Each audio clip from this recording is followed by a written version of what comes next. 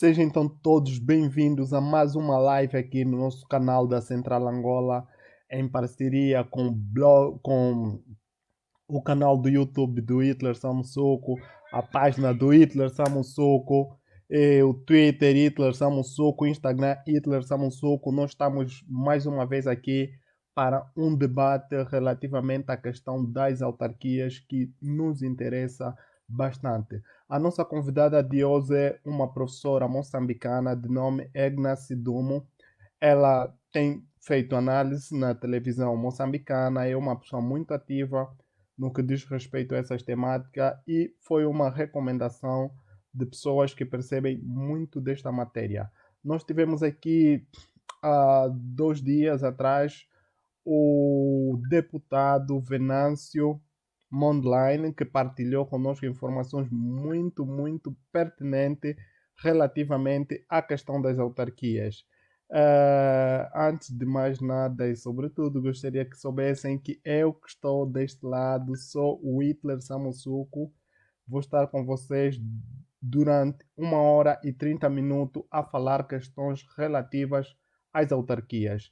A nossa convidada está com ligeiras dificuldades no que diz respeito à conexão, neste caso internet, mas tudo estamos a fazer para termos ela aqui. Na edição passada também foi assim, no início tivemos muitas falhas, mas depois acabamos por ter o controle de tudo.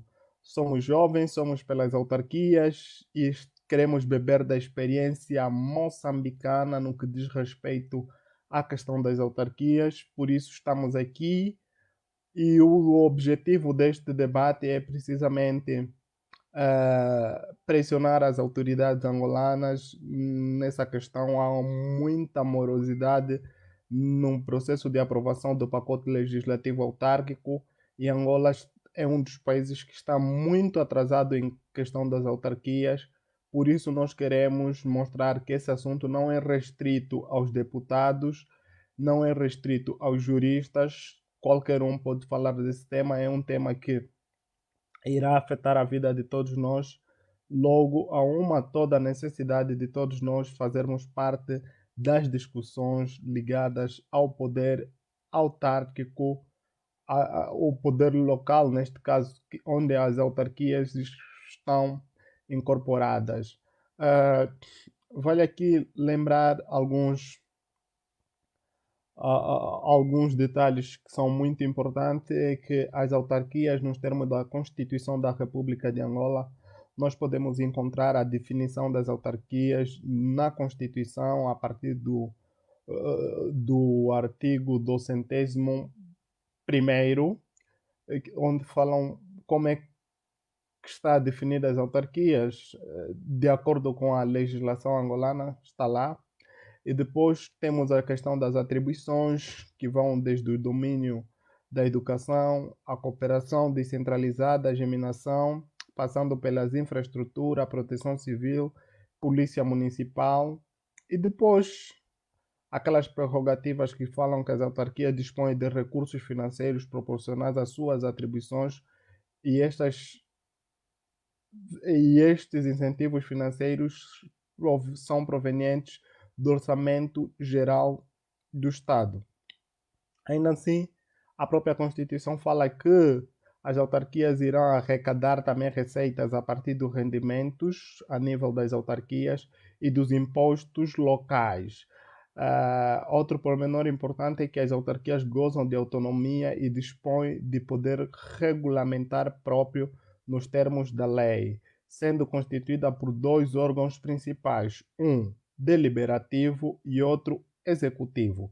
A Assembleia Municipal é um órgão representativo com poderes deliberativos e fiscalizadores, constituído por membros eleitos pelos munícipes em eleições universal, livre, direita e periódica. O órgão executivo colegial, que corresponde politicamente perante a Assembleia, é constituído por um presidente da autarquia e por secretário escolhido por este, que é o cabeça de lista. Pode ser de um partido político ou pode ser de um grupo de cidadãos da lista mais votada. A implementação das autarquias é um imperativo constitucional que não pode ser ignorado, mesmo se uma norma transitória dispõe que a institucionalização efetiva das autarquias locais obedece ao princípio do gradualismo. Não está, isso consta no artigo 242º da Constituição da República de Angola, mas não significa que a discussão das autarquias deve ser limitado na discussão do gradualismo ou na problemática econômica, tal como nos fizeram crer nos últimos anos de discussão deste tema. Uh, várias. Ou seja, é preferível passarmos já para a nossa convidada. Não sei se ela está atenta. Vale aqui lembrar que ela encontra-se num acampamento na cidade de Cabo Delgado, em Moçambique. Sabemos da situação de Cabo Delgado, já falamos aqui neste canal o que está a acontecer em Cabo Delgado com o ativista Ali Caetano. E hoje nós temos aqui a professora Egna Sidumbo. Boa noite, ilustre professora. Boa noite. Infelizmente perdemos o sinal dela e já estamos a receber alguns comentários aqui que estão a começar, já começamos a ter comentários. Partidos políticos são a desgraça da democracia representativa. Quando bem aplicada, tende a diminuir a dificuldade a nível da representatividade democrática e reforçam o sentimento de pertença à participação dos assuntos políticos e públicos. Concordo plenamente com Locácio da Silva. O nosso lema é mais cidadania e menos militância. Nós queremos, com estes debates, procurar que as pessoas participem na vida pública sem necessariamente pertencerem a um partido político. Por isso é que criamos várias associações a nível dos municípios. Temos o Projeto Agir no município de Cacoaco, temos a plataforma Kazenga em Ação no município do Kazenga, temos Núcleo de Boas Ações no município de Belas, temos ainda Lauleno na província do Mochico, temos Oculinga na província da Huila, município da Matala,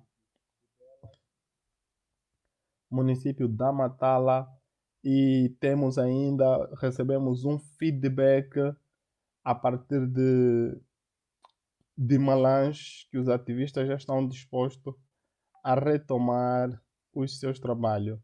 A nossa convidada continua com dificuldade, ela escreveu uma mensagem aqui e eu vou ler para todo mundo. Peço imensas desculpas pela dificuldade que estou a ter. Geralmente isto acontece. Não sei como poderia resolver. Vou aqui partilhar um texto meu sobre o último processo de descentralização em Moçambique. Caso eu não consiga entrar, poderemos remarcar. Sem problemas nenhum, partilhou conosco um texto que nós também poderemos partilhar com vocês e nós não temos problemas com isto. Eu vou fazer aqui o download e vou mostrar para todos que estão aqui a nos acompanhar neste canal. Não deixem de subscrever o meu canal no YouTube, Hitler Samussuk. Lá poderão encontrar muitos outros vídeos que já foram feitos aqui na mesma discussão sobre as autarquias. Nós queremos insistir neste tema para fazer lembrar os mais velhos lá da cidade de Alta que não é possível desenvolver um país sem representação local a nível dos municípios. Só com essa representação é que será possível desenvolver as nossas comunidades. Por isso, há uma toda necessidade de nós pautar pela descentralização do poder ou distribuição do poder geograficamente. Essa distribuição do poder irá permitir irá permitir o desenvolvimento a nível das comunidades. Então, se está aí a nos acompanhar, não deixe de curtir o nosso canal no YouTube. Já temos aqui mais comentários. Temos aqui a Gilda, que é do Projeto Agir, escreveu para nós e disse que está a acompanhar este debate. Temos a nossa amiga que sempre escreve para nós, a Libânia Oliveira, um dos benefícios das autarquias e juntas freguesias e que os assentos da, é que os, é, queria escrever é que os assentos da Assembleia Pública serão regulados também pelo número de autarquias que todos os partidos detêm, tornando assim a Assembleia mais democrata e dificulta muitas fraudes eleitorais. Concordo plenamente, porque quando o poder começar a estar nos nossos municípios, haverá mais tendência de participação política, mais tendência de fiscalizar os atos eleitorais, porque as eleições fraudulentas só produzem dirigentes ou governantes incompetentes, ineficazes, tal como nós temos em Angola desde 1945. Temos um grupo de bandidos a governar o país como se fosse propriedade privada, e Angola não tem tido desenvolvimento. Angola não consegue progredir, marcar passos para o desenvolvimento, porque os nossos governantes, além de não terem juízo, também são cambadas de ladrões, gatunos. Então é preciso que implementem-se as autarquias para produzir uma nova gama de políticos assim tipo eu, que poderão fazer toda a diferença na nossa sociedade, políticos de agora já mais jovens interessados a participarem na vida política, e isso é muito bom. Eu gosto quando os jovens estão interessados a participarem na vida pública. Vamos voltar a ler aqui alguns comentários dos nossos das pessoas que estão a nos seguir, não podia dizer seguidores, mas das pessoas que estão a seguir este evento. Temos aí o Locácio, não sei se é mesmo assim, se é Lucácio ou Locácio da Silva. Locácio da Silva, que escreveu que os partidos políticos são a desgraça da democracia representativa, e as autarquias, quando bem aplicada, tendem a diminuir a dificuldade a nível da representatividade democrática e reforçam o sentimento de pertença e participação nos assuntos políticos e público. Nós vivemos em Angola, nem temos aquele sentimento de pertença, nós queremos resgatar isso. É preciso resgatar estes valores que foram perdidos ou alienados com a ditadura que foi implementada pelo MPLA, partido do senhor Deng Xiaoping também, ou seja, o João Lourenço. Nós estamos aqui a fazer um compasso de espera para ver se a nossa convidada consegue entrar no nosso debate. Vamos falar sobre autarquias. Estamos a clicar na mesma tecla para advertir os mais velhos da cidade alta que é preciso implementar as autarquias para o bem das nossas comunidades. Enviem comentários, sigam a minha página, que eu estarei sempre aqui a partilhar com vocês questões pertinentes, como tem sido já um hábito. Quem me conhece sabe que eu estou sempre aqui para partilhar com o povo. Estamos a promover debate desde 2013, debates nessa linha. A primeira vez que nós falamos de autarquias foi em junho de 2014, na Quintas de Rap. Estamos em 2020, passaram 6 anos desde que começamos a tocar neste tema das autarquias. E isso é para ver a consistência ou a insistência nessa questão. Estamos preocupados com as comunidades. Estou a aproveitar para partilhar. Estamos a falar das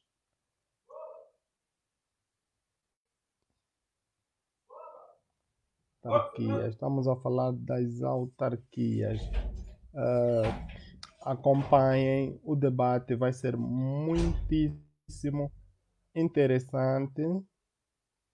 Eu acho que já temos um sinal bem bom da nossa convidada. Boa noite, ilustre. Olá, boa noite, tudo bem? Oh, tudo bem, estamos a ouvir.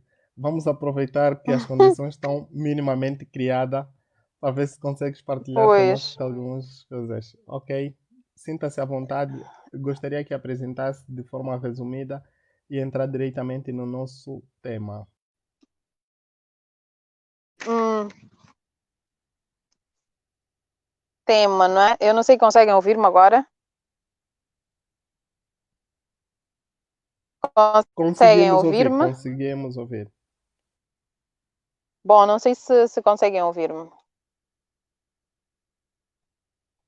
Então, antes de mais, queria pedir imensas desculpas, porque eu estou fora, né, de Maputo, e estou num distrito com alguma dificuldade para aceder, né, à internet. Não sei muito bem qual foi a discussão, estou a ver que a live começou há mais ou menos 15 minutos, não sei qual é a discussão que vocês tiveram, mas o que eu vou fazer é partilhar a experiência de Moçambique no processo de centralização, que na verdade acaba desaguando naquilo que nós chamamos de autarquização ou na criação de autarquias. O pedido realmente foi esse, né? Falar da experiência moçambicana.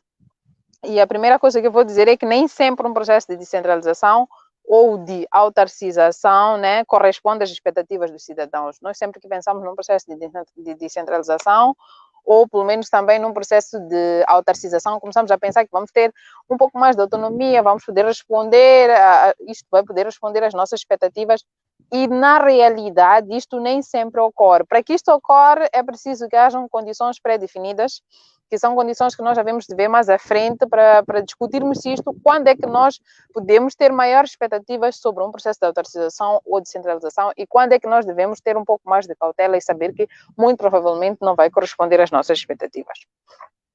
Depois, geralmente os processos de centralização visam dar respostas aos problemas dos governos, né? A problemas de guerras, a problemas de conflitos, ou dar soluções aprimoradas aos processos de governação. Por exemplo, Angola, eu sei que Angola está num processo novo, né? Que é um pouco mais novo do que em relação ao processo moçambicano, que vem do processo de democratização. Quando o país está num processo de democratização, significa que as sociedades, as pessoas começam a ter exigências e demandas que não são respondidas a nível central, ou seja, que o governo central já não consegue responder. É aí onde vem o processo de descentralização, que pode ser, por exemplo, caracterizado pela criação de autarquias. E o que essas autarquias fazem? Vão respondendo às necessidades e às demandas dos cidadãos ao nível local, ao nível de onde dessas pessoas estão. Então, os processos de descentralização, no geral, obedecem sequências específicas, ou seja, são muitas vezes devido a necessidades que os políticos têm. Ou seja, no geral, existe uma sequência, é teórico, mas há uma sequência que muitos especialistas no mundo definiram como essencial quando um país ou uma região quer entrar para o processo de centralização. Entretanto, estas espécies esta sequência nem sempre é respeitada. Porque, como vocês sabem, os nossos países têm suas elites políticas, então, junto com o processo de centralização, vem também o interesse de acomodar as elites políticas dentro do processo de centralização. Então, quando existem esses dois interesses conflituosos, primeiro de acomodar elites até ao nível local e também de dar respostas aos interesses dos cidadãos, o processo de centralização pode, de certa forma, ser desvirtuado. Mas, apesar de tudo isto, o processo de centralização é, por excelência, o melhor mecanismo de resposta aos desafios de garantia da ordem e controle do território. Por exemplo, como vocês imaginem, Moçambique tem mais de 120 distritos, tem agora 11 províncias e é preciso controlar todo esse território. Então, ao nível central, Moçambique claramente não teria a capacidade de controlar todo o território. Vocês devem ter acompanhado dentro do processo de centralização em Moçambique que nas últimas eleições, não estas recentes que aconteceram em 2019, mas há umas eleições que ocorreram em que em parte das províncias o partido Renamo, que é o maior partido da oposição, que mais ou menos é paralelo à UNITA em Angola, venceu as eleições em determinadas províncias. Então, o que aconteceu com essa vitória? Esse partido começou a achar que tinha o direito, por exemplo, de controlar, de liderar, não é? De governar nessas províncias. E aí veio também uma outra ideia sobre o processo de descentralização. Então, o processo de descentralização, ele, na verdade, é por excelência o melhor processo para controlar o território e dar respostas às pessoas. Eu vivo em Luanda, eu vivo em Benguela, eu vivo em Benguela, por exemplo, eu não tenho que esperar o governo central em Luanda para tomar uma decisão de construir uma estrada dentro da minha cidade ou dentro da minha província, não sei. Então, o processo de centralização permite isto, que haja um governo local em Benguela, que haja um governo local em qualquer canto da Angola que não dependa diretamente, ou pelo menos não dependa exclusivamente dos interesses do governo central em Luanda para resolver os problemas das comunidades. A descentralização, desde os anos 80, por exemplo, principalmente para os países africanos, sempre foi vista como uma solução para a maioria dos problemas de governação. Quer seja por questões étnicas, quer seja por questões políticas, quer seja por questões econômicas, sempre que há um problema deste nível ou desta natureza, a descentralização sempre foi usada, sempre foi entendida como a melhor solução. Por quê? Porque a descentralização permite que, por exemplo, os líderes estejam mais próximos aos cidadãos. Então, quando, por exemplo, eu estou num distrito e no meu distrito tem um administrador. E depois do administrador tem o governador. E depois do governador nós temos o governo central, que é representado pelo presidente da República. O que isso significa? Que se porventura chover neste distrito e não houver como sair do distrito porque os acessos estão cortados, nós não temos que esperar que esta informação chegue ao governador, menos ainda ao presidente. Estas elites, estes governos locais, não precisam necessariamente esperar que o governo central venha resolver esse problema. Esse problema pode ser resolvido aqui ao nível local. E esta é talvez o maior mérito do processo de centralização, é o maior mérito do processo de autarcização, que em alguns casos até acaba tendo uma e outra diferença. Como vocês devem imaginar, nós em Moçambique já temos autarquias. As autarquias são da década de 90, finais da década de 90, com conselhos executivos. Já temos os governos provinciais. E nas próximas eleições iremos aos governos distritais, onde todos esses líderes são eleitos, ou seja, eles representam o interesse ou a vontade do povo onde eles estão inseridos de estar nesse local. E supostamente representam também ou refletem também ou sentem também o problema das pessoas que vivem nessas localidades e provavelmente são também a melhor opção de solução desse problema. Mas o que é descentralização? O que nós tentamos dizer quando falamos muito de centralização, quando falamos de autarcização, quando falamos de municipalização ou qualquer outro sinônimo? Descentralização é um processo de transferência de irresponsabilidade do governo central para governos locais ou outras instâncias intermediárias em relação ao governo. Então, não se trata só de transferir poder, trata-se muito de criar uma relação de independência, ou seja, não há necessidade de esperar que aconteça algo ao nível central. Eu vou vos dar um exemplo. Moçambique está em estado de emergência desde março, e há um limite aos bares e teira, vocês devem do MDM, que é um outro partido da oposição em Moçambique, e o presidente do município achou que esta medida, não é, de fechar os bares, as barracas e outros lugares de lazer às 22, estava a lesar o seu povo, o povo que ele pessoalmente governa. O que é que o presidente do município da Beira fez? Ele estendeu, em vez de serem 22 horas, que é ao nível nacional, ele, dentro do seu município, achou que deve, na verdade, o David Simango, tendo havido alguma transferência de poder, tendo havido alguma transferência de autoridade para o município que ele dirige, ele tinha autoridade de mudar em função do interesse do povo que ele está ali a representar. Então, descentralização é um pouco isto. É verdade que, teoricamente, é isto, mas na prática nem sempre acontece. Em termos práticos, a descentralização é um conceito que tenta contrabalançar as reclamações da periferia, ou seja, as reclamações de jovens como nós, como vocês, as reclamações do povo, por exemplo, em Namanhumbir, que diz que, olha, nós nunca vimos estrada aqui, e o governo está a construir estrada no sul. Então, a descentralização, em termos práticos, tem como objetivo ir respondendo a estas reclamações ao nível local, ou seja, tirar esta responsabilidade, que é extremamente grande, dos governos centrais e começar a partilhar esta responsabilidade com os governos locais. Entretanto, há alguns critérios ou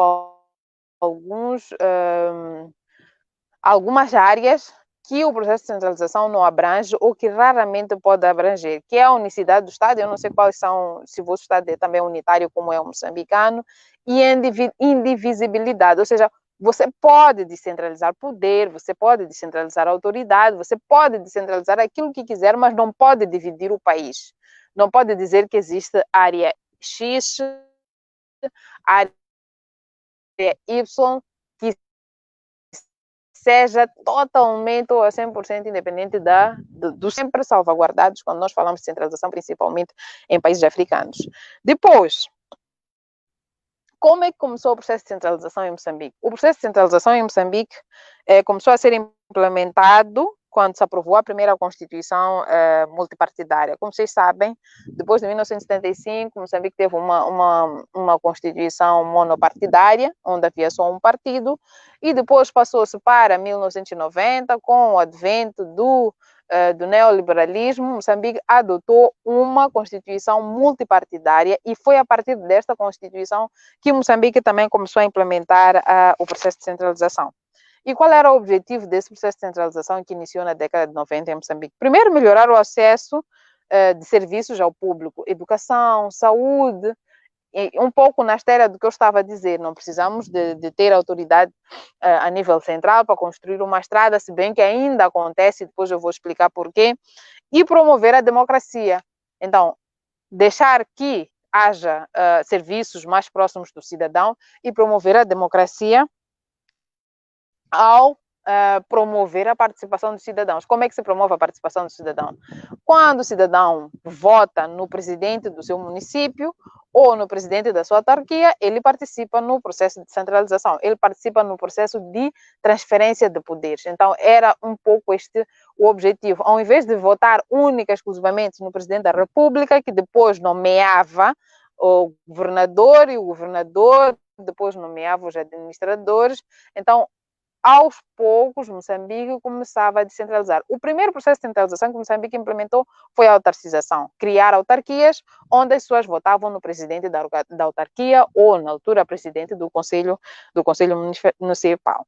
O último nível de centralização a que Moçambique chegou é recente, foi fruto das negociações, tem a ver com aquela história que eu estava a tentar contar, que com as eleições, onde quando um partido vencia neste lado, depois tinha aquela ideia de que queria também controlar. Isto também é um processo de centralização, mas este foi um processo um pouco mais obrigatório, né? Há um critério ou um princípio no processo de centralização que é do gradualismo. Então, nós não tivemos este gradualismo e tivemos que ir para o processo de centralização, onde nas últimas eleições, para além do presidente da República, tivemos que votar nos governadores de cada uma das províncias. Então, Alguns tipos de descentralização, como eu disse no início, contrariamente ao que nós pensamos, contrariamente às expectativas que nós temos, podem reduzir o poder dos servidores públicos. Alguns tipos podem reduzir o poder dos servidores públicos. Por exemplo, para nosso caso em Moçambique, nós votamos nos governadores, mas os governadores têm agora uma nova figura dentro da estrutura de cada uma das províncias. Isto acontece por uma razão muito simples. Quando o processo de centralização não é um processo pensado, não é um processo gradual, as autoridades centrais sempre vão tentar desvirtuar ou pelo menos sempre vão tentar passar ou retirar ainda mais o poder. Então, nós votamos em governadores, supostamente os governadores teriam mais poder, porque são eleitos, mas o governo central acabou criando uma nova figura que em Moçambique chama-se secretário do Estado, que na verdade é o secretário do Estado que representa o presidente da República e retirou o poder que o servidor público ou que o povo tinha ou teve quando elegeu este coisa. E depois, o processo de centralização, em alguns casos, evita ou pelo menos dificulta que seja possível de distinguir o interesse do executivo e dos poderes subnacionais. Então, por exemplo, eu estou num distrito em Mecuf, que está a mais ou menos 35 quilômetros da capital, né, Pemba, aqui em Cabo Delgado, e não há estrada para chegar aqui, como vocês devem ter visto um pouco a paisagem quando eu estava a tentar vir para aqui, é este nível, é esta pobreza que vocês estão a ver, mas há aqui necessidade de ter uma estrada. A questão é que não vai ser fácil distinguir quando a estrada for realmente construída, eu espero que seja construída, não vai ser fácil distinguir se a estrada foi construída porque era interesse, não é, do distrito ou das autoridades do distrito de Mecuf, ou se foi uma demanda ou um interesse do executivo. Então, o processo de centralização também tem um pouco disto. Mas, quando se trata deste tipo de descentralização puramente política, isto acaba sendo ou acaba ficando mais ou menos, no geral, esse é um problema dos países em desenvolvimento. Latino-americanos são extremamente semelhantes aos países africanos, eles sempre têm problemas com estes assuntos de descentralização. Por quê? Porque a descentralização ela exige algumas condições mínimas. E essas condições, muitas vezes, elas não estão presentes, né, no contexto das nossas democracias. Primeira condição de províncias. Por que é que nós estamos a exigir uma descentralização? Por que é importante descentralizar? Muitas vezes os processos de centralização em África ou no terceiro mundo no geral não tem esta discussão prévia. É sempre um processo que visa responder a um problema específico de conflito, de guerra, de corrupção, mas nunca é uma discussão sobre por que é importante descentralizar o poder no distrito, na província ou na região X.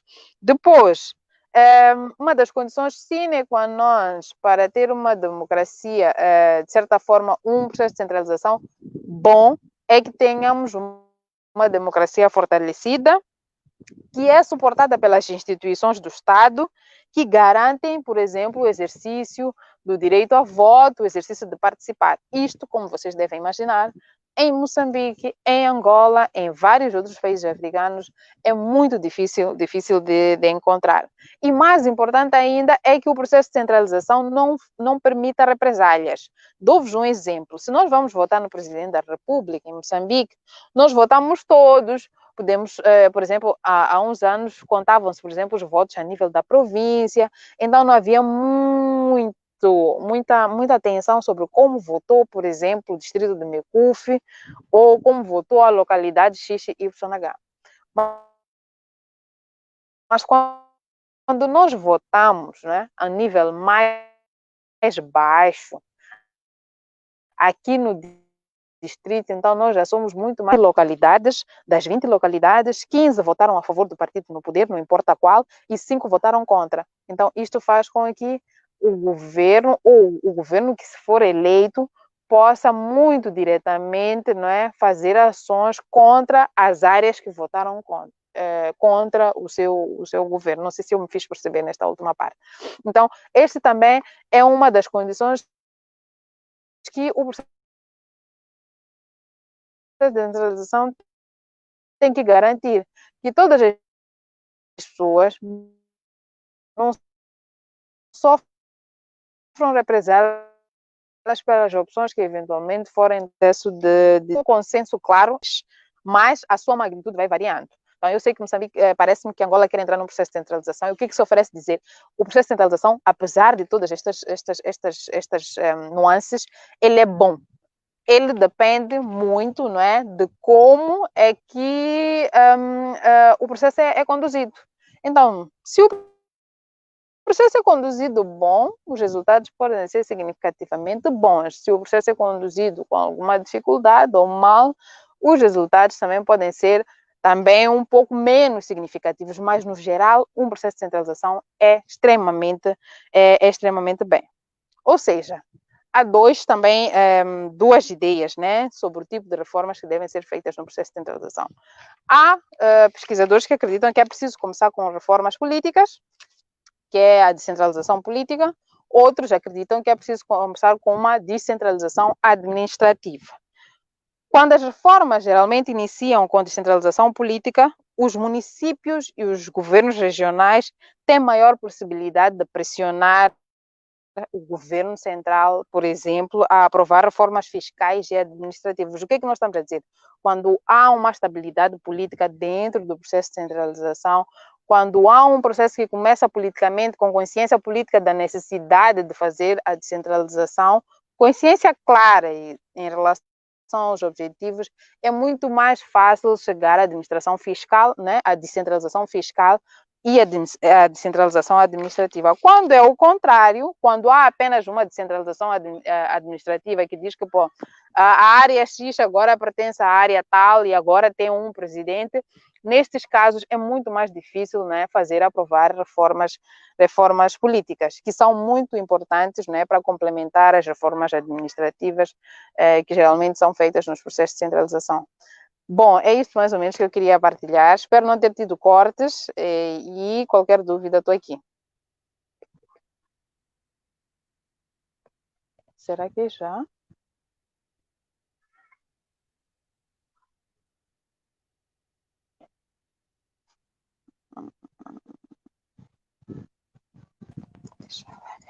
Acompanhamos a tua brilhante apresentação.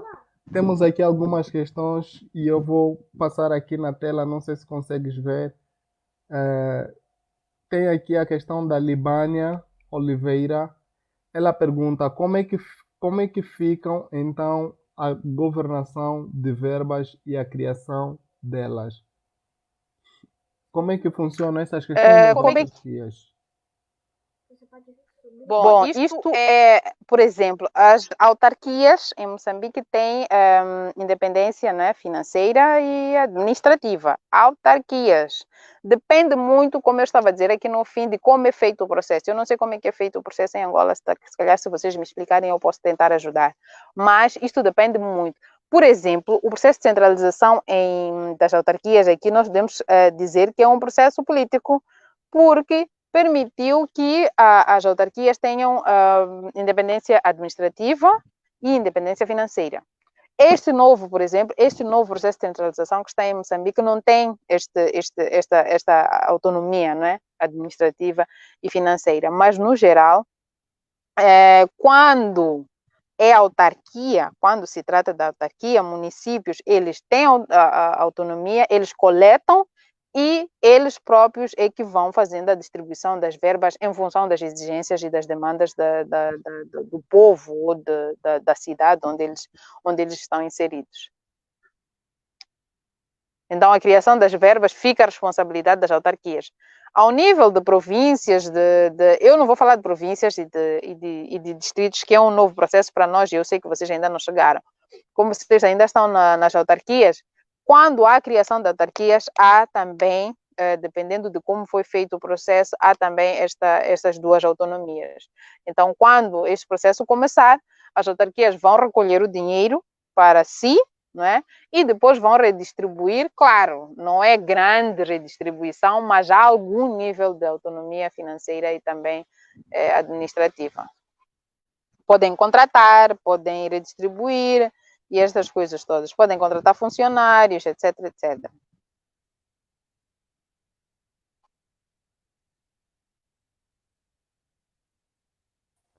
Nós não temos mais aqui nenhuma questão, mas ainda assim eu próprio vou colocar outras questões relativamente a essa. Como é que fica os casos dos grupos de cidadãos independentes? Como é que tem sido a participação deles nas autarquias? Participação para que objetivo? Algum objetivo político? Pressionar? Qual é mais ou menos em que contexto? A concorrência. Sim. Se os partidos, se os grupos de cidadãos independentes também têm participado nas eleições e qual tem sido o resultado dessas candidaturas independentes? Bom, participar tem participado. A participação em Moçambique, sim, nós temos um grupo até muito conhecido que é o Juntos pela Cidade. Temos vários grupos, na verdade, mas um dos mais conhecidos é o Juntos pela Cidade. É preciso entender que o sucesso ou não destes partidos independentes ou de grupos de cidadãos depende do sistema político como ele está arquitetado. Em Moçambique, nosso sistema político depende muito, ou está muito ligado aos partidos, então qualquer ascensão de grupos de pressão ou de partidos que esteja fora dos três maiores partidos nacionais, que é a Frelimo, a Renamo e o MDM, geralmente não tem grande sucesso. Eu não sei como é que funciona em Angola. Sei que tem a Casa CE, tem a UNITA, tem o MPLA, não sei se há outros de maior expressão, mas nós em Moçambique só temos estes três e geralmente os independentes uma e outra vez conseguem resultados significativos, mas no geral não. Mas isso depende de cada país, depende de cada sistema político e não há uma fórmula específica que possa definir ou decidir se os grupos de pressão podem ou não ter sucesso. Isso depende de cada um dos países. E depende também do manifesto eleitoral, depende do que este grupo de cidadãos pode ou pelo menos tenciona oferecer à população. Mas os sistemas políticos ou os sistemas de partidos influenciam muito no sucesso ou não destes grupos de pressão em casos de eleições. O microfone está desligado. Achei muito pertinente essa questão porque nós em Angola temos muitos grupos de cidadãos que estão interessados a concorrerem nas eleições autárquicas e gostaríamos mesmo de beber muito dessa experiência. Falaste que o sistema político condiciona muito essas iniciativas e nós em Angola temos mesmo este problema de partidos políticos que têm domínios até de dimensão étnica, de partidos que são omnipresentes na sociedade e temos grupos de cidadãos que estão dispostos a contribuírem para o desenvolvimento das comunidades, também porque achamos que as autarquias são uma questão de cidadania e é a partir das nossas localidades que devemos começar a exercer, então, este serviço de política. Eu gostaria de saber, por exemplo, qual tem sido os resultados, assim, em termos numéricos, quais são os resultados destes grupos de cidadãos? Não sei se só tem um ou se tem mais. Bom, devem haver mais. Como eu estava a explicar, eles são muito inexpressivos. Sobre grupos de cidadãos que tenham interesse em contribuir, em participar, penso que é muito importante, mas penso que é também muito importante perceber-se que a partir do momento em que grupos de pressão, grupos de interesse começam a pensar em concorrer para ter poder político, eles entram para a política e já não são necessariamente grupos de pressão. existem grupos de pressão puros que não necessariamente entram, né, para o jogo político, mas estão ali como grupos de pressão e funcionam como, eu não vou usar a expressão em inglês, mas funcionam como uma espécie de controladores, não é? Do serviço público. Então fazem pressão, é como se fossem ativistas, única e exclusivamente, cujo único objetivo é garantir ou controlar, por exemplo, como é que é feita a dotação orçamental, como são feitos os gastos, como é que são garantidos, por exemplo, como é que se garante que os manifestos são cumpridos, estas coisas todas. Agora, quando os grupos de pressão se juntam porque acham que podem ser úteis na política, isso é entrar no jogo político e o jogo político tem as suas regras. Então, eu penso que estas duas balanças devem estar muito bem claras. Uma coisa é ser grupo de pressão, é ser ativista e pressionar o governo local, provincial ou regional para cumprir com o manifesto eleitoral ou para exigir melhores condições para as comunidades em que estão inseridas. Outra coisa é entrar no jogo político. Entrando no jogo político é preciso pensar que existe a possibilidade de perder. E muitas vezes, quando grupos de pressão entram para o jogo político e perdem, também perdem um pouco a legitimidade dentro das comunidades, porque não se percebe se são realmente só grupos de pressão com interesses genuínos ou se são partidos políticos. São dois lados totalmente diferentes, são os dois lados extremamente importantes, porque nós também precisamos de maiores opções políticas, sem dúvida, mas também é preciso perceber que precisamos de grupos de pressão. Então, cada um dos grupos vai balançar, não é, para perceber onde é que eventualmente poderia ser mais útil. Se é pressionando os governos existentes, se é fazendo ativismo ou se é participar no jogo político e considerar a possibilidade de também perder e ter que começar a fazer quantas vezes, quantas forem necessárias.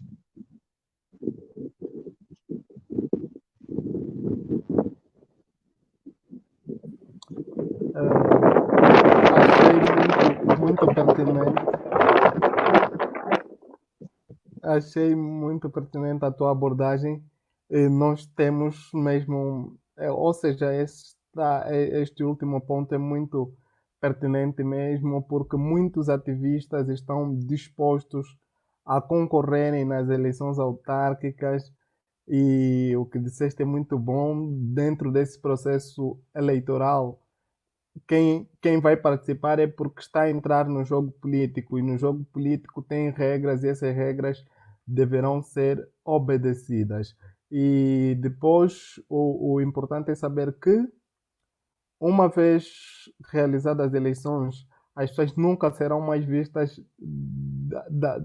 da mesma forma que eram vistas antes. Então é preciso ter muita cautela quando se vai para estas concorrências. Hum, ah, temos aqui uma questão da Libânia novamente. Ela diz, por exemplo, em Angola tem áreas mais pobres do que as outras. Uma zona de diamantes é mais ricas que, por exemplo, o Cunene. Minha pergunta é, tem essas zonas que contribuir para as zonas mais pobres? Não sei se conseguiu perceber a questão. Ela gostaria de saber se as zonas mais ricas em termos de recursos naturais devem ajudar a desenvolver as zonas mais pobres. Muito importante, por exemplo, por uma razão muito simples. As pessoas pensam que o processo de centralização significa que se a área do Cunene que tem muito diamante, nós vamos colher o diamante, vamos vender e vamos desenvolver só o Cunene. Não funciona assim. E, como eu tinha dito, existem alguns limites e regras no processo de centralização. Por exemplo, em Moçambique, o nosso processo de centralização não inclui questões de soberania, não inclui as questões de recursos naturais. Então, as questões de soberania são tratadas a nível central, as questões dos recursos naturais são tratadas a nível central. O que é que acontece? O governo, por exemplo, de Angola, no caso do que a Libânia estava a perguntar, vai recolher, não é, os recursos que estão no Cunene, em qualquer outro lugar da Angola, vai vender todos e lá ao nível central vai fazer a redistribuição em função da necessidade de cada um dos distritos. E o que é em função da necessidade? Considerar a população, o número de população, as necessidades, essas coisas todas. Então, o processo de centralização é o que eu disse no início. Ele parece ser uma coisa que responde de forma mágica a todos os nossos problemas. Olha, eu estou descentralizado, então eu posso fazer o que eu quiser. É a mesma história que dos jovens, por exemplo, que vivem com os pais e acham que os pais estão a sufocar. Olha, eu tenho um salário, eu tenho que pagar, ajudar isto e não sei o quê. Então, quando eles saem, parece, não é, que nunca mais vão ter responsabilidades com os seus pais. Mas isso não é de todo verdade. As pessoas podem até diminuir, não é, o valor da ajuda dos pais, principalmente na nossa cultura africana, mas ninguém desliga-se totalmente, né, da sua própria família. A mesma coisa acontece com o processo de centralização. Ninguém vai recolher todo o dinheiro da sua área para beneficiar-se a si próprio. Então, há algumas exceções no processo de centralização, mas repito, por exemplo, autarquias não recolhem, não entram, né, na questão da capitalização de recursos naturais, quer seja diamantes, quer seja gás, não, eles não entram nesse processo todo. Isso é feito a nível central. Então é mais ou menos isso. Mas, no geral, é isso que acontece, sem descentralização. Todas as áreas, ricas ou pobres, contribuem para as receitas do Estado e o Estado vai redistribuindo em função da necessidade dos distritos. Os mais pobres, eventualmente, recebem mais, os mais ricos recebem menos. Nem sempre é linear, porque os mais ricos sempre querem mais ou têm uma qualidade de vida que exige um pouco mais e por aí vai a coisa. Mas, em resumo, o processo de centralização nem sempre responde positivamente a esta demanda ou ideia que nós geralmente temos quando pensamos no processo de centralização. Ok, que bom. Nós estamos a 52 minutos agora da nossa transmissão. Gostaria de saber, por exemplo, no passado nós ouvimos que a MDM, o partido MDM tinha ganho algumas cidades importantes. E parece que desta vez nas eleições o MDM teve baixa. Gostaria que explicasse um pouquinho como é que vai, por exemplo, a disputa em termos de partidos políticos, Frelimo, Renamo e MDM no que diz respeito às autarquias. Não sei se eu tenho bem essa estatística como tal, mas o MDM vai mal. A prestação do MDM foi má em relação à última eleição e a Renamo ganhou algumas autarquias e a Frelimo sempre está em primeiro lugar em relação a isto. A perda de algumas autarquias do MDM, muito em particular a de Nampula, que é a cidade, uma das cidades mais importantes de Moçambique, a par de Sofala e de Maputo, foi também um exemplo de que novos partidos muitas vezes têm várias ideias novas, mas depois, quando chegam ao poder, acabam acomodando-se a um sistema próprio, o sistema político ou o sistema de partidos acaba moldando o comportamento e estes acabam sofrendo baixas. Então, como tu disseste, o MDM, na anterior eleição autárquica, antes desta, teve uma excelente prestação, mas nestas eleições foi perdendo uma e outra autarquia. A Renamo recuperou algumas, mas não chegou aos níveis a que já chegou nos últimos anos. E a Frelimo controla a maior parte das autarquias.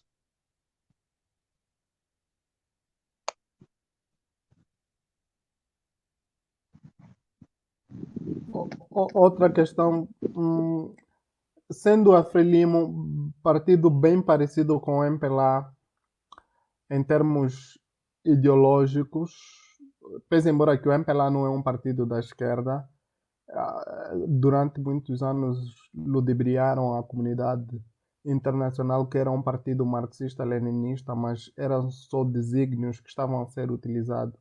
Eu gostaria de saber como é que funciona a questão será que lá também usa-se muito a questão do argumento da fraude nos processos eleitorais?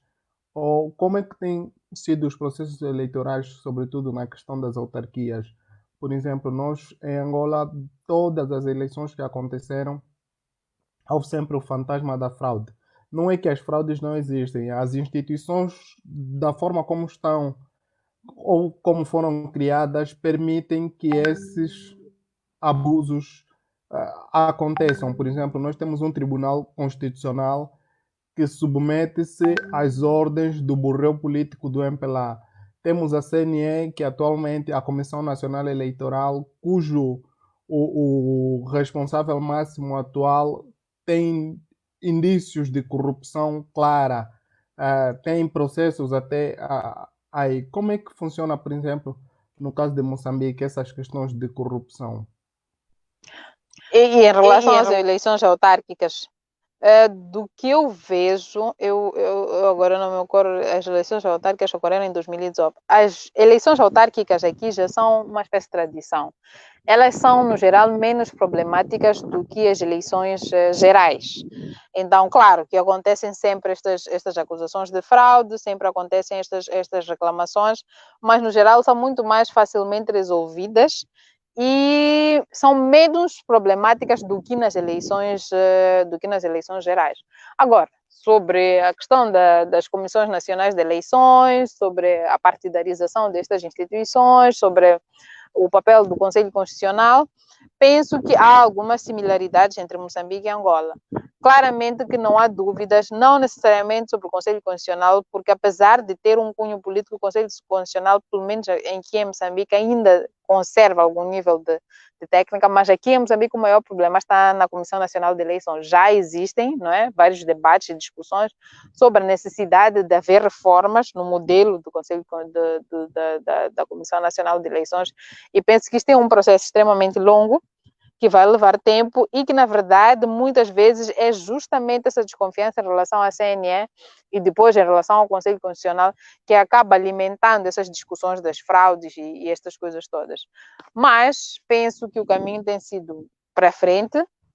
Há muitos desafios. A própria Comissão Nacional de Eleições, em breve, terá que ser renovada e já começaram, pelo menos em Moçambique, vários debates sobre como profissionalizar a Comissão Nacional de Eleições, como garantir que não haja uma representação partidária, porque com a representação partidária é como se os partidos se transferissem das suas sedes para a Comissão Nacional de Eleições e lá na Comissão Nacional de Eleições, o que tem maior representação acaba vencendo aqueles que têm menores. Então, eu penso que é uma discussão extremamente importante, pelo menos em relação à CNE, a discussão está a ocorrer aqui em Moçambique sobre alguns pedidos, não sei se vocês conhecem o EISA, que é um instituto africano, né, da região, que estuda essas questões eleitorais, que tem estado a fazer grandes contribuições sobre a necessidade de reforma ou de mudanças específicas na CNE. E também ao Conselho Constitucional, mas vejo muitas similaridades entre Moçambique e Angola. Se calhar a diferença entre nós é que nós, eventualmente, já estamos um pouco mais avançados no processo em relação à Angola.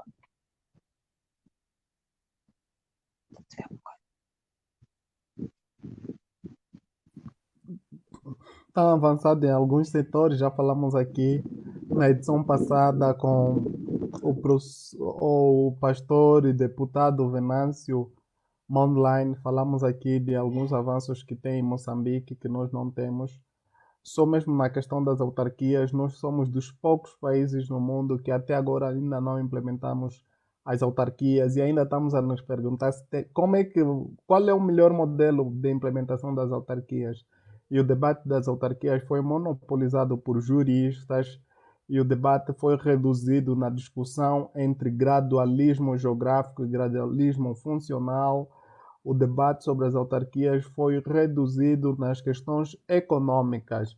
Não houve, por exemplo, avanço, não se pensou, por exemplo, em participação política, em produção de espírito comunitário para permitir o desenvolvimento, e eliminar, por exemplo, as questões de desconfiança e fortificar o espírito de pertença nas nossas comunidades. Consegues me ouvir, Edna? Edna.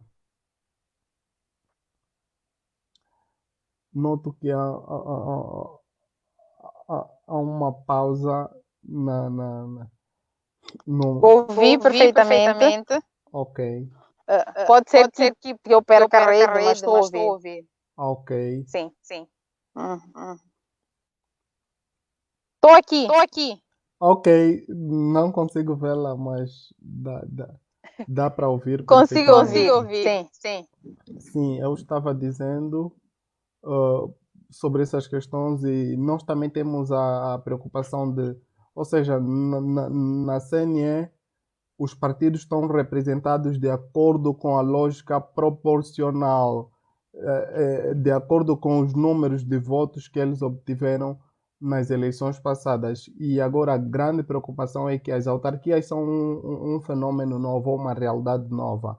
Há atores novos que pretendem concorrer para este processo e estes autores irão encontrar dificuldade. Primeiro é porque a discussão está a ser muito limitada entre os partidos políticos e eles estão representados no parlamento e não temos visto ou notado, por exemplo, o mesmo interesse que têm os jovens pelas autarquias nos partidos políticos. Parece que há uma morosidade por parte deles. Aprovam várias leis, mas Exato. essas leis Moçambique também. ah, não, não apanhei o que estavas a dizer.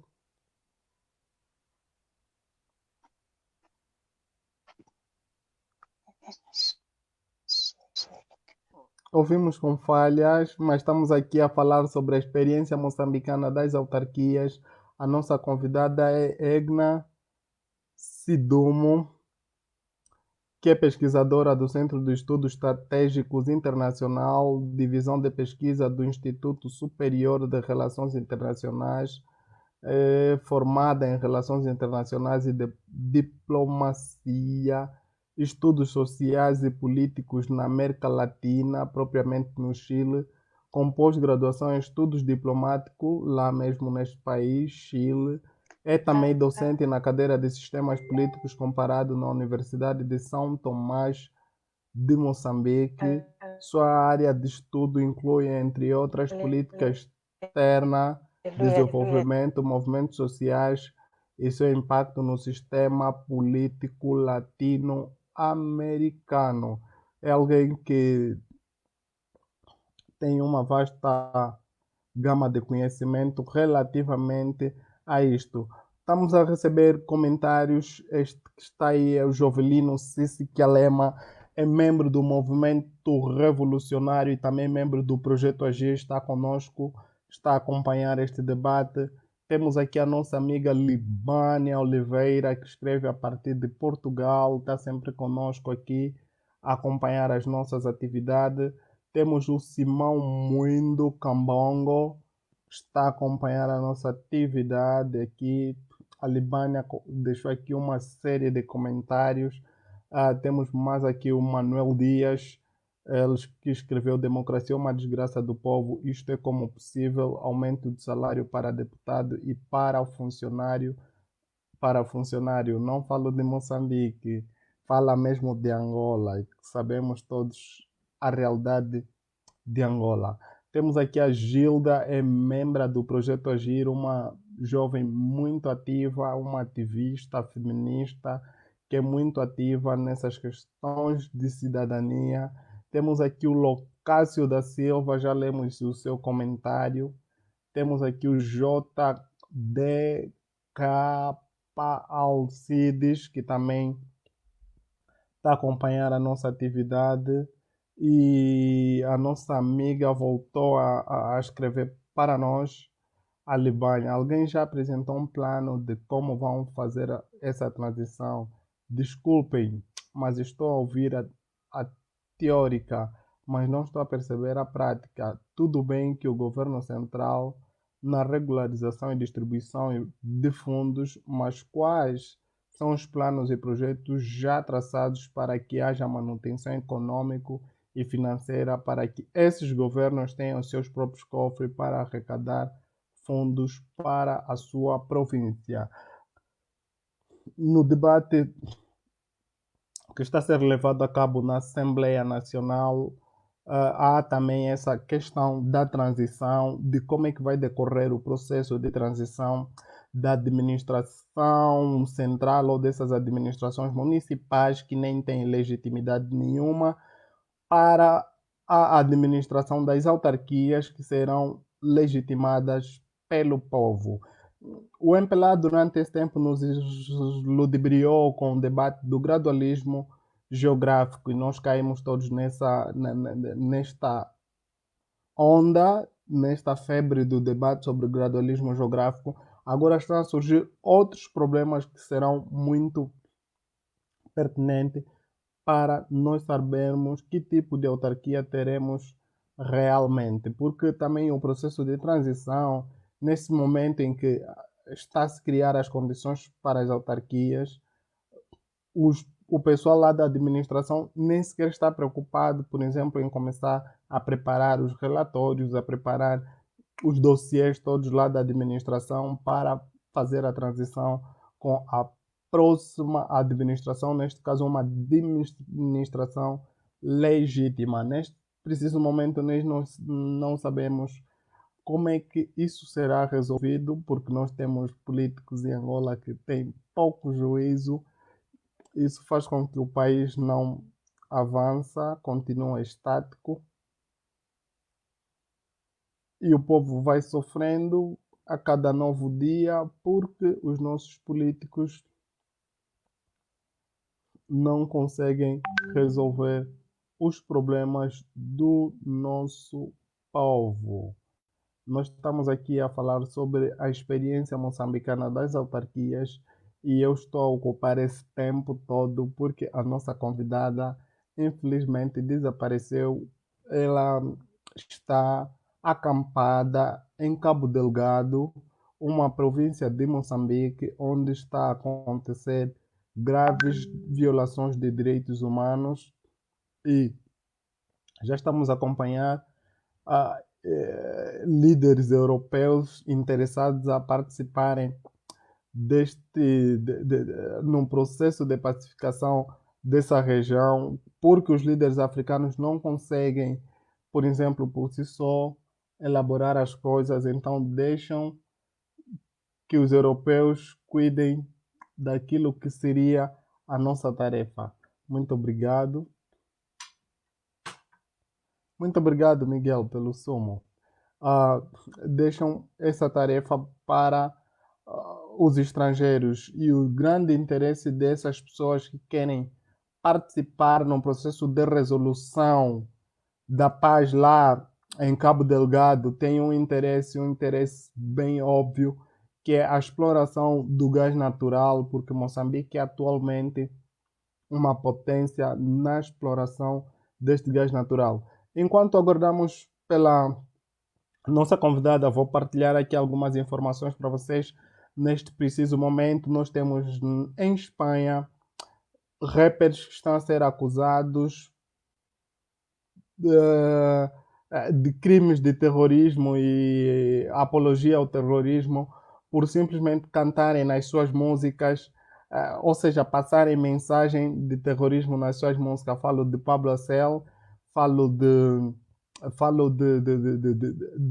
do grupo composto por 12 elementos, designado por La Insurgência. Este grupo irá responder no dia 9 um processo e, de acordo com as informações que nos chegam, provavelmente que os membros desse grupo serão condenados 6 meses de prisão e, e terão que pagar uma multa de 4.000 euros. Tudo por causa de música. O Pablo Acel fez uma música intitulada Morte los Borbones ou Morte à Família Real Espanhola. E depois o Elgio, do grupo La Insurgência, fez uma música Hace Falta, ou seja, ele na música começa a apelar que falta soldados da Grapo para ajudar aqui a destituição desse governo e isso custou-lhe, por exemplo, a prisão. Os jovens já estavam detidos no passado, saíram por liberdade condicional, mas agora chegou o momento de ditar a sentença e, pelo que tudo indica, a sentença será desfavorável para os jovens e a luta deles é a mesma com a nossa luta, por isso é que nós estamos aqui para dar força a esses grupos de rappers ativistas, ativistas antifascistas que têm lutado pela liberdade de expressão, pela inclusão no seu país, Espanha, que tem nos enganado muitas vezes com jogos do Real Madrid e Barcelona. Nós hoje estamos a falar sobre as autarquias, nós somos o movimento Jovens pelas Autarquias e estamos a levar uma série de debates ligados à questão das autarquias. A nossa convidada de hoje é uma professora moçambicana com o nome de Egna Sidumo. Ela está a falar sobre a experiência moçambicana das autarquias. Partilhou conosco aqui ideias muito interessantes ligadas aos movimentos independentes que concorrem nas autarquias, ligadas aos processos eleitorais autárquicos no seu país, Moçambique, e nós estamos aqui a tentar aprender com a experiência de Moçambique. A nossa amiga Libânia escreveu para nós um comentário que diz que é muito triste, sobretudo a forma, o modo como têm sido geridos os problemas africanos. Os nossos líderes continuam a não pensar o país, pensam em si mesmo, pensam nos seus umbigos, nas suas barrigas. Por isso é que nós estamos a perder as ações da Isabel dos Santos em Portugal, no caso daquela empresa EFASEC. Era preciso termos um presidente com juízo para resolver esses problemas de combate à corrupção nesses moldes na qual os lucros ou os benefícios desse combate à corrupção fossem refletidos no bem-estar da população. Não adianta combater a corrupção e depois os lucros ou os benefícios desse combate à corrupção brilharem para os outros povos e não propriamente para os angolanos. Nós estamos a falar sobre as autarquias, que é uma experiência nova para Angola. Nós nunca tivemos processo autárquico, somos dos poucos países no mundo que nunca implementou as autarquias. A Noruega tem as autarquias desde ou seja, já há cerca de 150 anos de autarquias. Portugal, o país que colonizou Angola, tem autarquias cerca de 46 anos. Cabo Verde é um país que foi colonizado por Portugal, que é próximo de Angola. Este país tem autarquias há cerca de 28 ou 29 anos. Moçambique, estamos a falar aqui da experiência moçambicana, estão quase há 22 anos de autarquias.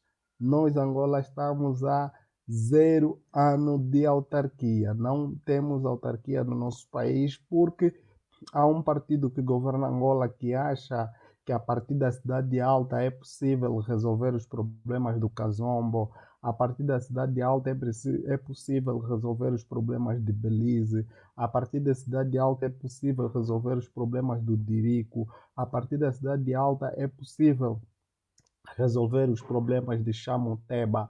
São mais velhos tontos que estudaram na União Soviética e na Cuba, país onde não existe essa questão da descentralização do poder, e eles carregam essa realidade para Angola e criam empecilhos para o desenvolvimento do nosso país, porque a desinteligência fala mais alto que a inteligência, que o mérito. Por isso, insistem erradamente em medidas políticas que em nada ajudam o desenvolvimento do nosso país. Nós temos tudo para dar certo, mas infelizmente os nossos líderes são totalmente errados.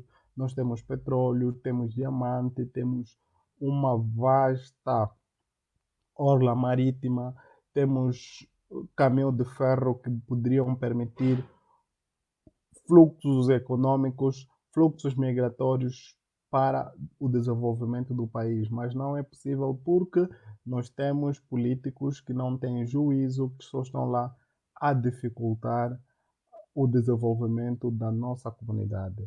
Nós estamos a caminho o nosso debate seria de 1 hora e 30 minutos, mas perdemos o sinal da nossa convidada, pelo que estamos aqui a fazer um compasso de tempo, mas vale aqui dizer que ela deixou um texto, um texto que iremos procurar uma forma de partilhar esse texto com o pessoal. O tema deste texto é Quadradura do Círculo. É a descentralização a única resposta aceitável para as reivindicações da Renamo? O texto foi lançado em dezembro de 2018. É um paper. eh,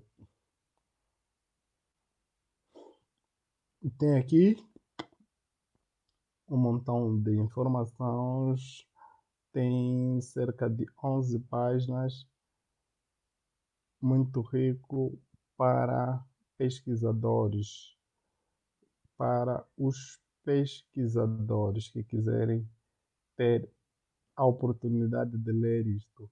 Nós estamos com dificuldade de ter de volta a nossa convidada, a nossa convidada. Estamos hoje a falar sobre as autarquias. Ela está com dificuldades de internet,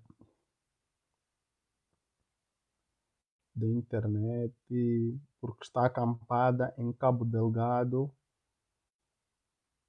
e não está a ser possível.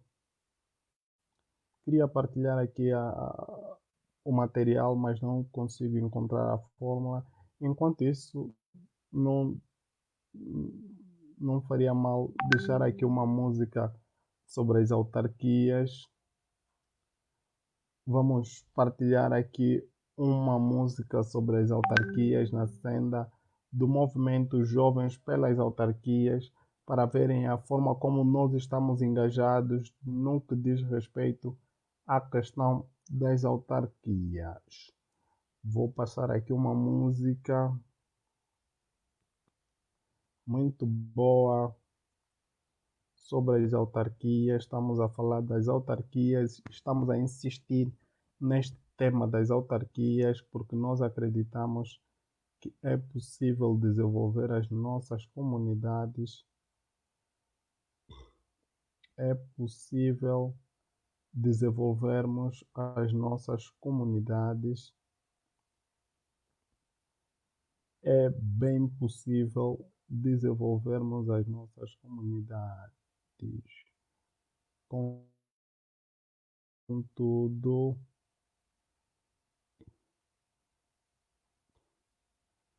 vamos voltar.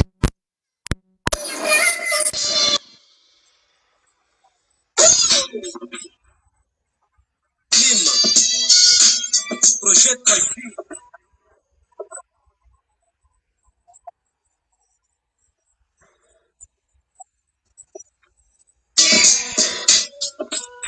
Eu, um cidadão.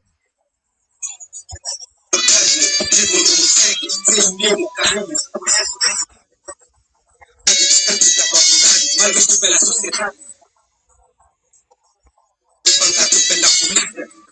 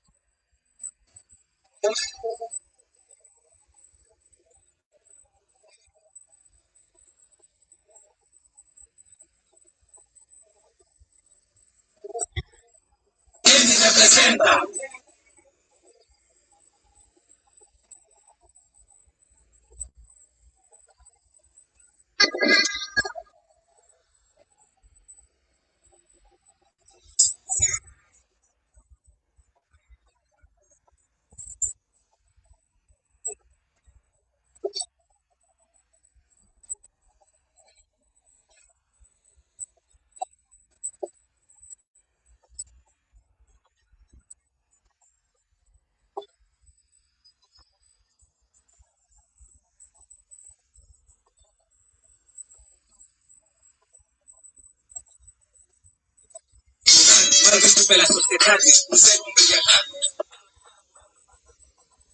Tirou aquela zungueira e tem que entregar a caixa para não levar o carro.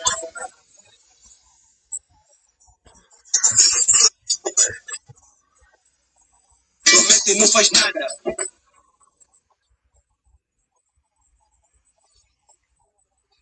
Chama a luz de vela.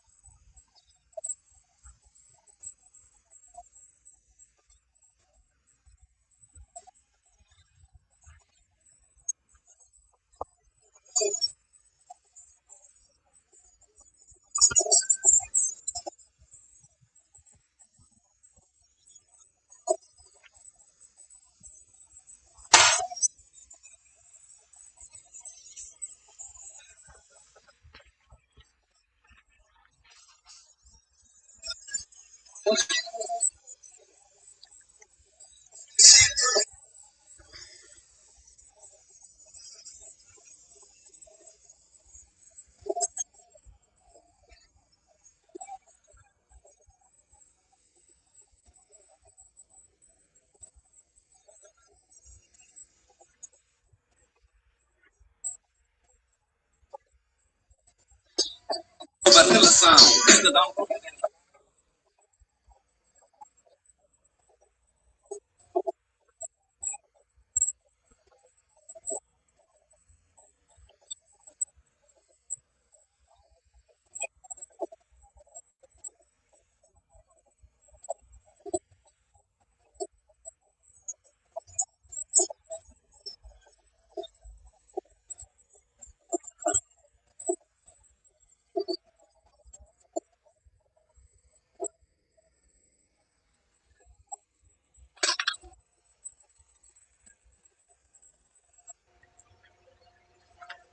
Nós não temos o feedback da nossa convidada. Vamos tentar organizar um outro evento com a nossa convidada nos próximos dias. Por enquanto, não é mesmo possível, não é possível nós termos aqui a nossa convidada por questões de internet, mas nós iremos resolver esta dificuldade que tivemos nos próximos dias e para aquelas pessoas que nos acompanharam, não deixam de subscrever, não deixem de subscrever o nosso canal. Nós estamos aqui, estaremos sempre a partilhar com vocês questões ligadas às autarquias, sobretudo ao movimento Jovens pelas Autarquias, que nós continuamos.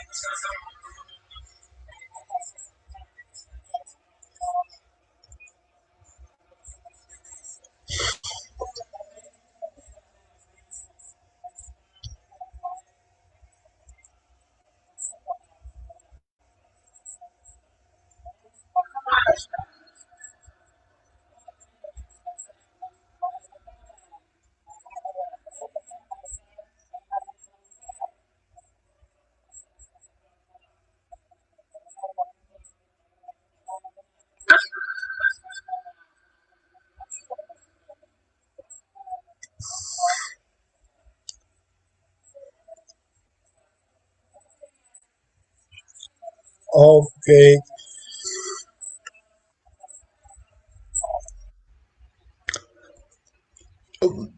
Teremos mais outros debates ligados às autarquias, ligadas ao PIN. Nós vamos continuar a promover debates aqui neste canal, nesta página, no canal do YouTube. Está a passar aí no rodapé. Hitler Samussuco, basta subscrever para ter acesso aos vídeos que nós estamos a produzir. Segue no Twitter, segue no Instagram, nós estamos juntos, estamos ligados. Cidadania é um exercício constante e convidamos vocês a partilharem esses vídeos com os vossos familiares, colegas, amigos, ajudar na construção da consciência cívica dos cidadãos para garantirmos a existência de cidadãos com votos que sejam de qualidade, votos que não sejam por troca de gasosa ou troca de uma bicicleta, como aconteceu em muitos casos. Estamos juntos, teremos novamente a nossa convidada, só não sei quando, provavelmente quando ela regressar para a capital, porque neste preciso momento ela encontra-se em Cabo Delgado, mas foi muito proveitoso a informação que ela partilhou conosco. Estamos juntos, Hitler Samussuco aqui com vocês. Tchau.